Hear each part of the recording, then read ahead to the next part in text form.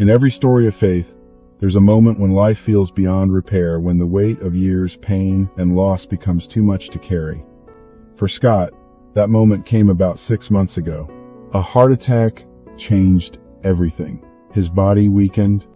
His spirit, already fragile, seemed to give way. The strength to fight simply disappeared. Soon after, a letter arrived from the county treasurer. It wasn't just a notice of unpaid taxes. It was a final warning. Their home, the place that held every memory of his family, was about to be lost. But, truthfully, Scott had already been losing that home for years. 10 years earlier, his wife, the love of his life, passed away in that house. Since then, Scott hadn't changed a thing in her room. Not one picture, not one folded blanket. Grief had frozen time, and for a decade, he simply existed inside its walls, a prisoner of memory, standing still while life kept moving. Jonah, his son, was only 12 when she died. Now a young man, Jonah had grown up with the residue of pain and grief always tainting his confidence. He didn't have a job, a driver's license, nor any plan for the future. Social anxiety made the world outside feel impossible. So he stayed where it was safe, where his mother's memory lingered, in the home he was about to lose. But as their world began to crumble with bills unpaid, faith uncertain, and a home slipping away, something unexpected began to happen. Their church invited them to join 21 days of prayer. At first, it was just a commitment, a routine. But what started as a church practice soon became a turning point, a move of the Lord working quietly in their lives. This is the story of Jonah and Scott, a father and son, each carrying years of pain, stepping together into a season of prayer. Over 21 days, we watched faith awaken where loss had settled. We saw hearts softened, hope rekindled, and two lives slowly drawn back toward the God who still heals, still restores, and still writes new stories even after years of silence. This is more than a documentary about change. It's a journey of grace, prayer, and renewal.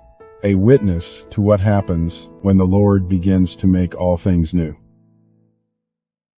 Here we are at day 19 of 21 Days of Prayer with Jonah. We're chronicling his life and how he's changing over a short 3 weeks.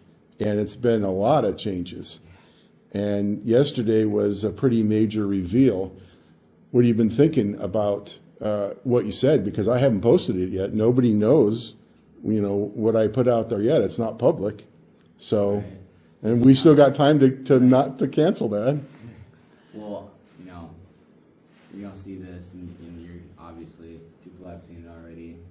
You've already seen what I said. For those that are watching, the long form video, either way, you've seen all of that, and I wasn't mentally prepared to even. I've been wanting to talk about this for a long time on these videos. This was the plan the whole time, to air all of that stuff out, but I didn't mentally prepare to even do it that moment until like 5 minutes before we actually started filming, because I was like, you know what? I think today's the day. Right now is the time.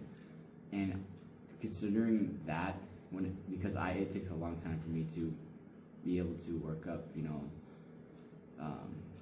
I'm proud of myself. I'm very humbled by all this experience, and I really hope my story and others like mine can inspire you guys, because it's important, to know that you're not alone, because this is heavy stuff, what people go through like this. I didn't know really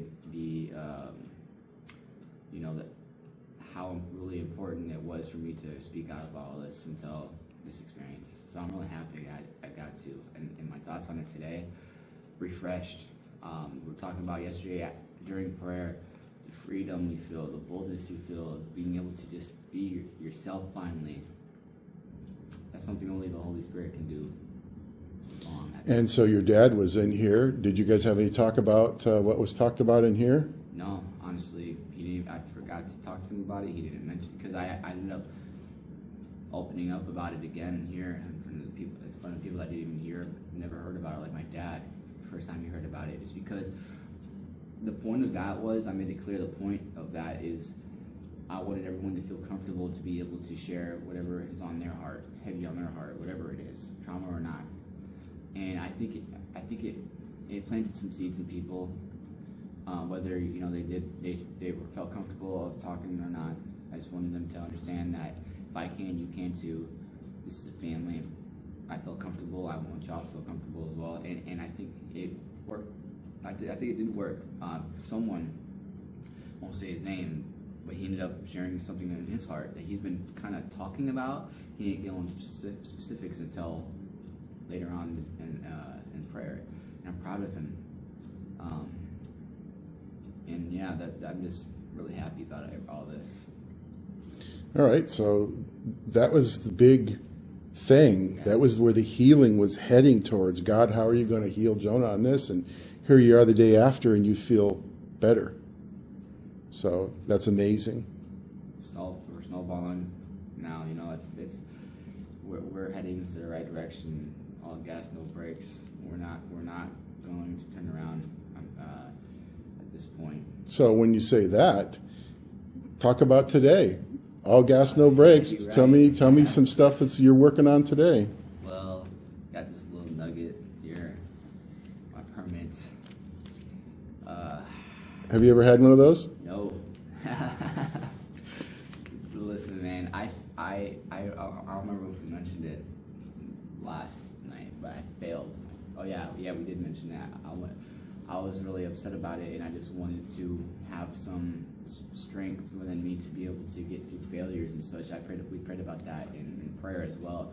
I was really hard on myself. I'm really hard on myself a lot when it comes to failing, because I have high expectations to be able to, I should be succeeding, right? But you shouldn't do that to yourself. You shouldn't. And now that I've actually been able to succeed it the next day, I really tried my best not to put pressure on myself. I just gave it to God. It worked out. Chances are it will work out. If not yet, chances are it will still work out. You just gotta have faith that it will work out, no matter how many times you fall or no matter how many times you fail. And tomorrow, even, I'm not gonna be here because I'm gonna document wrestling. Probably show that during day 21. Tomorrow, day 20. Mm-hmm. The last day of day 21, you guys will see footage of some wrestling. We'll shoot a little montage, because tomorrow's gonna be the big match of me and my tag team partner Jack of the Altered versus Gavin Parker and Jackson, LPW champion Gavin Parker and Jackson King. Our big angle we're doing, that we're crossing the lines of, blurring the lines of fiction and nonfiction to make you guys believe that we actually hate each other, because that's the beauty of wrestling, making you believe, making you feel something. Even if it's a story, it makes you feel something. That's why I love art and wrestling. We've been doing this for a couple weeks now, and I don't know if tomorrow's going to be the end of the story or not. But the street fight we're going to have, it's going to be brutal, it's going to be violent, but it's going to be a perfect dance. It's going to be a perfect storm. And I can't wait for that. And I'm just so excited for my professional wrestling career, mainly so because I've been getting my life together. I'm getting my eggs in one basket. For so long I've been really struggling on the fact that I'm chasing my dream, but I don't have my life together, so it makes it a lot harder for me. I don't feel like I'm meeting my potential of where I could be at this point. Other people, and comparison is a thief of joy. So, and all I was doing was comparing myself to people like Gavin Parker, people like Leon King. When they were a year and a half at this point, they were already traveling the Midwest, making a name for themselves. I'm a year and a half in, and I feel like a bum. Man, I had a whole talk with Gavin Parker before our match. I love the dude. He gave me some of the best talk. He gave me probably the best talk I ever had that night about this, because one of the key things he said is, dude, don't be comparing yourself to me or anyone else. Dude, everyone's journey is different. You're going to get there. And I've made promises that I'm going to get there. And those were to my peers, but those were also to me. Them boys mean a lot to me. Whether to some of them I feel misunderstood or not, they don't matter. At the end of the day, what matters is my journey. And making my people proud, making everyone proud. Whether it's to prove them wrong or not, I want to prove myself right and prove God right for giving me these opportunities. So, what's interesting is that yesterday I uploaded the first day, and it was the first day of you pacing around. I wasn't expecting that, dude. I was on the phone with one of my friends I haven't talked to in a long time, and I was like, wait, what the heck? I just seen, because I had a notification on, it was like, day one of Jonah healing his messed up life or whatever. I was like, what? No way. The title was funny, by the way. I see what you're doing. So, and here you are, talking in a way that you wouldn't have been talking 3 weeks ago. I would have been all... You're focused. I'm focused, yeah. I would have been all sour grapes and not sure of what I need to do for the future. Now, I feel focused and I feel like I know what to do. I was looking around after I got my permit. So I got something to eat with my dad. We were riding around town looking to see what I could do for a job. I didn't apply yet, but I have a plan. I need to work part-time for right now because my dogs are almost 5 months old and they need to be fed 3 times a day. I can't work full-time because of that yet. But once they are 6 months old, I can feed them twice a day. So what I'm going to do for right now, I'm going to apply at Dollar General. Hopefully they'll hire me onto a part-time job, right? Morning and then the afternoon, and then I get off in the afternoon. I can feed them the second time, right? And then have that scheduled. Have the weekends off, obviously, for wrestling.